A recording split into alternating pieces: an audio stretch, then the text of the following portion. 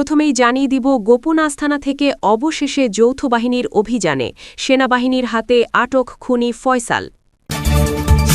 এরপর জানিয়ে দিব সেনাপ্রধানের গোপন প্রস্তুতি, নির্বাচন নিয়ে যে সিদ্ধান্তে কেঁপে উঠল রাজনীতি, চরম হতাশায় বিএনপি, ক্ষমতায় জামায়াত। দ্বৈত নাগরিকত্ব ইস্যুতে তারেক রহমানের মনোনয়নপত্র বাতিল, উত্তাল রাজপথ, হাইকোর্টে বিএনপি, প্রশাসনের কঠোর হুঁশিয়ারি। আবারও বিরাট বার্তা শেখ হাসিনার, জোরালো হচ্ছে দেশে ফেরার দাবি, এবার নতুন খেলা খেলতে যাচ্ছে আওয়ামী লীগ, নির্বাচন ঠেকাতে নেতাকর্মীদের চূড়ান্ত প্রস্তুতির আহ্বান। বিস্তারিত থাকছে প্রতিবেদনে। এবং সবশেষে দেখবেন প্রাথমিক জিজ্ঞাসাবাদে হাদি হত্যার মাস্টারমাইন্ড সম্পর্কে যে চাঞ্চল্যকর তথ্য দিলেন শুটার ফয়সাল করিম মাসুদ। এতক্ষণ শুনছিলেন সংবাদ শিরোনাম, এখন থাকছে বিস্তারিত। ঢাকার রাজনৈতিক অঙ্গনে আলোচিত ওসমান হাদি হত্যাকাণ্ডের পর দীর্ঘদিন ধরে যে নামটি বারবার ঘুরে ফিরেছে, সেই অভিযুক্ত ফয়সাল করিম মাসুদকে অবশেষে গ্রেফতার করা হয়েছে, এমন খবর ছড়িয়ে পড়তেই শুরু হয় নতুন উত্তেজনা। তবে কর্তৃপক্ষ স্পষ্ট করে জানিয়েছে, এটি কোনো সাধারণ গ্রেফতার নয়, বরং ছিল সেনাবাহিনীর নেতৃত্বে পরিচালিত একটি অত্যন্ত সুপরিকল্পিত, ঝুঁকিপূর্ণ ও কৌশল নির্ভর যৌথ নিরাপত্তা অভিযান। যদিও পুরো বিষয়টি এখনও তদন্তাধীন এবং আইনগতভাবে কাউকেই চূড়ান্ত অপরাধী ঘোষণা করা হয়নি, তবু অভিযানের ধরন ও প্রস্তুতি জনমনে ব্যাপক কৌতূহল তৈরি করেছে।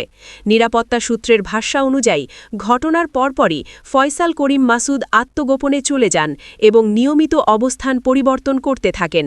সীমিত মোবাইল ব্যবহার, ছদ্মবেশে চলাফেরা এবং পরিচিত যোগাযোগ নেটওয়ার্ক এড়িয়ে যাওয়ার মতো কৌশলের কারণে তাকে শনাক্ত করতে একাধিক সংস্থাকে দীর্ঘ সময় ধরে নজরদারি চালাতে হয়। গোয়েন্দা তথ্য বিশ্লেষণ করে সেনাবাহিনীর একটি বিশেষ দল ধারণা করে তিনি রাজধানীর বাইরে একটি অর্ধ শহর এলাকায় আশ্রয় নিয়েছেন, যেখানে সরাসরি অভিযান চালালে সংঘর্ষের আশঙ্কা ছিল। এই পরিস্থিতিতে সেনাবাহিনী সরাসরি আঘাতে না গিয়ে নেয় ভিন্ন কৌশল।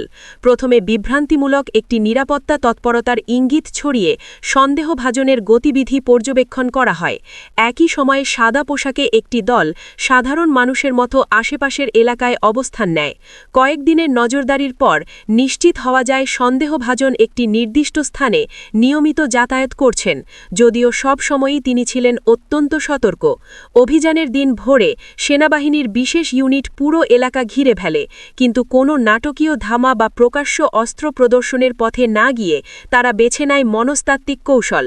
সন্দেহভাজনের সঙ্গে যোগাযোগ থাকা একজন পরিচিত ব্যক্তির মাধ্যমে একটি নিরীহ সাক্ষাতের প্রস্তাব দেওয়া হয়।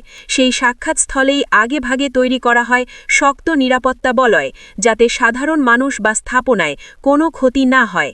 সন্দেহভাজন সেখানে পৌঁছানোর পর সেনা সদস্যরা পরিচয় গোপন রেখে কথোপকথনে তাকে ব্যস্ত রাখেন। উপযুক্ত মুহূর্তে চারদিক থেকে ঘিরে ধরে তাকে সম্পূর্ণ নিয়ন্ত্রণে নেওয়া হয়। পুরো অভিযানে কোনো গুলির শব্দ শোনা যায়নি, এমনকি এলাকাবাসীর বড় একটি অংশ শেষ পর্যন্ত বুঝতেই পারেনি কী ঘটেছে। নিরাপত্তা বাহিনীর মতে রক্তপাত এড়িয়েই পরিস্থিতি নিয়ন্ত্রণে রাখাই ছিল মূল লক্ষ্য। গ্রেফতারের পর ফয়সাল করিম মাসুদকে প্রাথমিক জিজ্ঞাসাবাদের জন্য সেনাবাহিনীর তত্ত্বাবধানে রাখা হয় এবং পরবর্তীতে তাকে আইনশৃঙ্খলা বাহিনীর কাছে হস্তান্তরের প্রক্রিয়া শুরু হয়। কিন্তু এখানেই শেষ নয়, এর মধ্যেই ভিন্ন একটি সূত্র সামনে এনেছে সম্পূর্ণ আলাদা দাবি। তাদের বক্তব্য অনুযায়ী ফয়সাল রাজধানীর বাইরে নয়, বরং রাষ্ট্রপতির তত্ত্বাবধানেই ছিলেন। রাষ্ট্রপতিকে আড়াল করতেই নাকি এত গোপনীয়তা, আর পরে সাজানো হয়েছে রাজধানীর বাইরে গ্রেফতারের গল্প। এই দাবির পর রাজনৈতিক অঙ্গনে নেমে আসে তীব্র আলোড়ন। এই প্রেক্ষাপটে অন্তর্বর্তীকালীন সরকারের প্রধান উপদেষ্টা ড. মোহাম্মদ ইউনুস রাষ্ট্রপতির উদ্দেশ্যে কঠোর ভাষায় প্রশ্ন তোলেন। তিনি বলেন, আমি সারা জীবন শান্তি ও ন্যায়ের কথা বলেছি, কিন্তু আমার সরকার কি তবে খুনিদের আশ্রয়স্থল হয়ে দাঁড়িয়েছে? আপনার সরকারি বাসভবনে খুনি ফয়সালকে পাওয়া গেছে, এটা কি কোনো ষড়যন্ত্র নয়? তিনি আরও অভিযোগ করেন, হাদিকে সরিয়ে দেওয়ার জন্য ফয়সালকে মোটা অঙ্কের অর্থ দেওয়া হয়েছে বলেও তথ্য প্রমাণ ইঙ্গিত দিচ্ছে। তার প্রশ্ন, এই কি সেই বাংলাদেশ যার স্বপ্ন দেখানো হয়েছিল? একটার পর একটা চমক, কেঁচো খুঁড়তে গিয়ে যেন সাপ বেরিয়ে আসছে। ইনকিলাব মঞ্চের মুখপাত্র শরীফ ওসমান হাদির হত্যাকাণ্ডের জট খুলতে শুরু করেছে বলেই দাবি করা হচ্ছে। এতদিন আড়ালে থাকা মুখগুলো নাকি ধীরে ধীরে সামনে আসছে। পুলিশি তদন্তে উঠে আসা তথ্য দেশের রাজনৈতিক অঙ্গনের রীতিমতো তোলপাড় সৃষ্টি করেছে। হত্যার মাস্টারমাইন্ড হিসেবে একাধিক হাই প্রোফাইল নাম আলোচনায় এসেছে, যার মধ্যে সবচেয়ে বড় চমক হিসেবে উঠে আসছে রাষ্ট্রপতির নাম। তদন্ত সংশ্লিষ্ট সূত্রগুলোর মতে এটি কোনো বিচ্ছিন্ন ঘটনা নয়, বরং সুদূরপ্রসারী এক গভীর ষড়যন্ত্রের অংশ।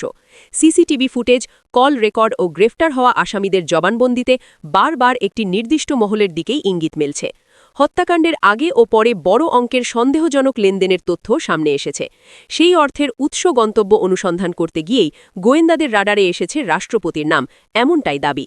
শুধু তাই নয়, তদন্ত এড়াতে ইচ্ছাকৃতভাবে বিভিন্ন সময় ভিন্ন ভিন্ন তথ্য ছড়িয়ে বিভ্রান্তি সৃষ্টি করা হয়েছে বলেও অভিযোগ উঠেছে। সর্বশেষ তথ্য অনুযায়ী রাষ্ট্রপতির সরকারি বাসভবন থেকেই ফয়সাল করিম মাসুদকে আটক করা হয়েছে, এমন দাবি করেছেন দায়িত্বশীল এক পুলিশ কর্মকর্তা। তার ভাষ্য অনুযায়ী হাদিকে গুলি করার জন্য রাষ্ট্রপতি নিজেই ফয়সালকে অর্থ দিয়েছিলেন। প্রশ্ন একটাই, রাষ্ট্রের সর্বোচ্চ অভিভাবকের আসনে বসে একজন খুনিকে ভাড়া করা ও তাকে পাহারা দেওয়া কিভাবে সম্ভব?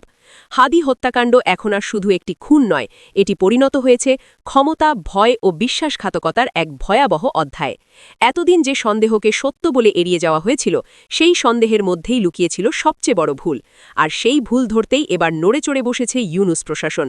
রাজনৈতিক অন্দরমহলে চাপা উত্তেজনা স্পষ্ট। মোহাম্মদ ইউনুস, রাষ্ট্রপতি ও সেনাপ্রধান ওয়াকারুজ্জামানের সম্পর্ক নিয়েও চলছে জল্পনা, যার প্রভাব পড়ছে তদন্তে। এতদিন বলা হচ্ছিল ফয়সাল ভারতে পালিয়ে গেছে। তদন্ত সংশ্লিষ্টরা বলছেন, ফয়সাল যদি বেঁচে থাকে তবে ফাঁস হয়ে যেতে পারে সেই নাম যে দাবার বোর্ডে বসে পুরো খেলাটা নিয়ন্ত্রণ করেছে। সেই মাস্টারমাইন্ড সামনে এলে কেঁপে উঠবে বহু শক্ত ভিত। সবচেয়ে বড় প্রশ্ন, ওসমান হাদির সঙ্গে রাষ্ট্রপতি ও সেনাপ্রধানের সম্পর্কটাই বা কী ছিল? হাদি এমন কি জানতেন যার কারণে তাকে সরিয়ে দেওয়াই একমাত্র সমাধান হয়ে দাঁড়ায়? জনগণের ট্যাক্সের টাকায় পরিচালিত রাষ্ট্রযন্ত্র যদি খুনিদের পাহারাদার হয়ে দাঁড়ায়, তবে সেই পদের বৈধতা নিয়ে প্রশ্ন উঠবেই। আজ মানুষ চিৎকার করে বলছে, হাদির রক্ত বিচার চায়। প্রিয় দর্শক, আপনারাও যদি হাদি হত্যার মূল হোতাদের বিচারের দাবি জানাতে চান, কমেন্টে লিখুন, হাদি হত্যার বিচার চাই। গণভবনে বসে কোটি কোটি টাকা বাকি করে খেতেন নানা ধরনের রাজকীয় খাবার, তাও আবার এক এক দিন এক এক রকমের খাবার। হতে হবে সুস্বাদু, হতে হবে রাজকীয়। বলছিলাম এক সময়ের শোষক শেখ হাসিনার কথা। তার নিজের ও অতিথিদের জন্য প্রতিদিন গণভবনে আসত রাজকীয় সব খাবার। প্রায় ১৭৩ ধরনের খাবার গণভবনে সরবরাহ করত হোটেল অবকাশ। তবে সেই খাবার বাকিতে খেতেন নেত্রী। আর সেই বকেয়া পরিষদ নিয়েই তৈরি হয়েছে বিশাল জটিলতা। জুলাইয়ের গণ অভ্যুত্থানে ক্ষমতাচ্যুত হয়ে দেশ থেকে পালিয়ে যাওয়া আওয়ামী নেত্রী ও সাবেক প্রধানমন্ত্রী শেখ হাসিনার সরকারি কার্যালয় ও বাসভবন গণভবনে খাবার সরবরাহ বাবদ প্রায় ২.৫ কোটি টাকার বকেয়া পাচ্ছে না সরকারি প্রতিষ্ঠান হোটেল অবকাশ। বর্তমানে অন্তর্বর্তী সরকারও এই বকেয়া দায় নিচ্ছে না। ফলে বাংলাদেশ পর্যটন কর্পোরেশনের এই বকেয়া আদায় নিয়ে তৈরি হয়েছে এক ধরনের অনিশ্চয়তা।